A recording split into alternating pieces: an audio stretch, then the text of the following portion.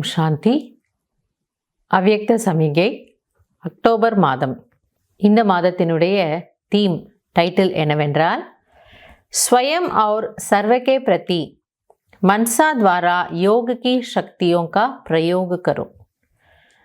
स्वयं और सर्व के प्रति मनसा द्वारा योग की शक्तियों का प्रयोग करो.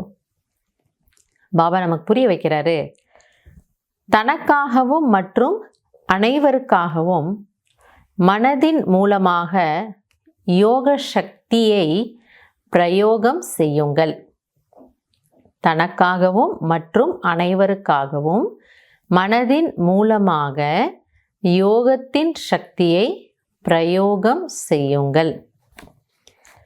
அப்போ கடந்த 2-3 மாதங்களாகவே நமக்கு பாபா இதை பற்றியே புரிய வைக்கிறார். ஒரு மாதம் முழுவதும் நாம் சங்கல்ப சக்தியை பற்றி பேசினோம். ஒரு மாதம் பாபாவினுடைய அன்பில் மூழ்குவது எப்படி.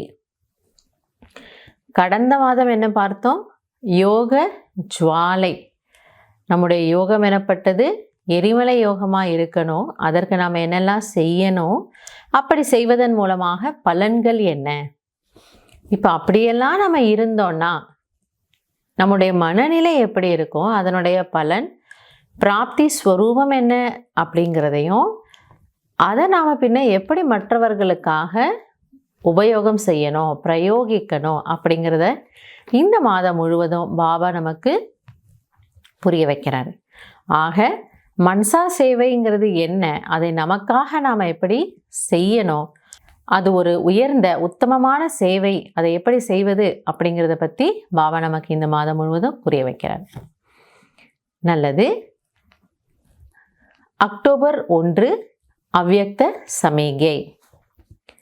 जैसे बाप दादा को रहम आता है, ऐसे आप बच्चे भी मास्टर रहम दिल बन अपनी वृत्ति से वायुमंडल द्वारा आत्माओं को बाप द्वारा मिली हुई शक्तियां दो. பாபா சொல்றாரு, எப்படி பாப் தாதாவிற்கு இரக்கம் வருகின்றதோ, நம்ம பார்த்தா உலக ஆத்துமாக்களை, தன்னுடைய மற்ற குழந்தைகளை பார்த்தால் அவருக்கு மிகவும் இரக்கமாக இருக்கிறது. அதே போன்று குழந்தைகளாகிய நீங்கள் மாஸ்டர் இரக்க மனமுடையவர் ஆகி தன்னுடைய விருத்தியின் மூலமாக, தன்னுடைய உள் உணர்வின் மூலமாக நல்ல ஒரு வாயுமண்டலத்தை உருவாக்குங்க. ஆக நாம் இருக்கக்கூடிய இடம் எப்படி இருக்கணுங்கிறாரு, பவர்ஃபுல். எப்படி அந்த கோவிலுக்கு பக்தர்கள் போகிறாங்கன்னா எதுக்காக கோவிலுக்கு போகிறாங்க? அந்த கோவிலினுடைய அமைதி, அங்கே போயிட்டு வந்தாலே எனக்கு கொஞ்சம் நிம்மதி இருக்கும். நான் போயிட்டு ஒரு 10 நிமிஷம் அங்கே உட்காந்துட்டு வந்துடுறேன், மனசு கொஞ்சம் சாந்தமாகுது, என்னுடைய கவலையெல்லாம் நான் அந்த அம்மா கிட்ட கொடுத்துட்டு வந்துட்டேன் இல்லையா, அப்படி ஃபீல் பண்ணுறாங்க. அப்போ அந்த கோவிலினுடைய வாயுமண்டலத்தை அந்த அந்த ஸ்தூல சிலையாக இருக்கக்கூடிய அந்த தேவியால் உருவாக்க முடியுதுன்னா, பாபா என்ன சொல்றாரு, நீங்கள்லாம் சைத்தன்ய தேவிகள், சைத்தன்ய தேவதாக்கள். ஆக நீங்கள் இருக்கக்கூடிய இடத்துல எப்படிப்பட்ட வாயுமண்டலம் இருக்கணும்? சக்தி நிறைந்த வாயுமண்டலம் இருக்கணும். எனவே உங்களுடைய விருத்தியின் மூலமாக நல்ல வாயுமண்டலத்தை உருவாக்குங்கள். அப்போ ஆத்மாக்களுக்கு நம்மால சக்தியை கொடுக்க முடியும். அந்த சக்தி நாம பாபா கிட்ட இருந்து வாங்கிக்கிறோம், அந்த சக்தியை நாம பிறருக்கு கொடுக்கிறோம். जब थोड़े समय में सारे विश्व की सेवा संपन्न करनी है, तत्व सहित सबको पावन बनाना है, तो मनसा द्वारा तीव्र गति से सेवा करो. இப்படி நாம இப்போ ஏதோ ஒரு இடத்துக்கு போகணும். சரி, அங்கே போகிறதுக்கு நமக்கு ஒரு 1/2 மணி நேரம் இருக்குது அப்படின்னா நடந்தே கூட போகாமல் இருக்கும். சரி, நடந்து போகலாம், டைம் இருக்குது. இல்லை 1/4 மணி நேரம் தான் இருக்குது, சரி நம்ம ஸ்கூட்டரில் போகலாம். இல்லை 5 நிமிஷம்தான் இருக்குது, வேகமாக கார் எடுத்துக்கிட்டு போயிடுவோம். அதே இடத்துக்கு நம்ம நடந்தும் போகலாம், ஸ்கூட்டர்லேயும் போகலாம், கார்லேயும் போகலாம். இல்லை ரொம்ப தூரம் அப்படின்னா 4 நாள் போக வேண்டிய இடத்துக்கு ஒரே நாளில் ஃப்ளைட்டில் போய் சேர்ந்துடுவோம். எந்த வேலை எப்படி தீவிரமாக முடிக்கணுமோ அதற்கேற்றார் போன்ற விதியை நாம் உருவாக்கிக்கிறோம். அதே போல் பாபா புரிய வைக்கிறாரு, இப்போ இது எவ்வளோ பெரிய வேலை நடந்துட்டுருக்கு, விஸ்வ மாற்றத்தினுடைய வேலை. நாம் உலகத்தினுடைய ஒரு மூலையில் ஒரு வீட்டில் உட்காந்துட்டு அமைதியாக பாபா பாபா சொல்லிட்டு இருக்கிறோம், அது வேற விஷயம். ஆனால் நாம் எந்த ஒரு காரியத்தில் நாமளும் ஈடுபட்டிருக்கிறோம் அப்படின்னா விஸ்வ மாற்றத்தினுடைய காரியத்தில். ஆக இவ்வளோ பெரிய வேலை நடக்க இருக்கிறது.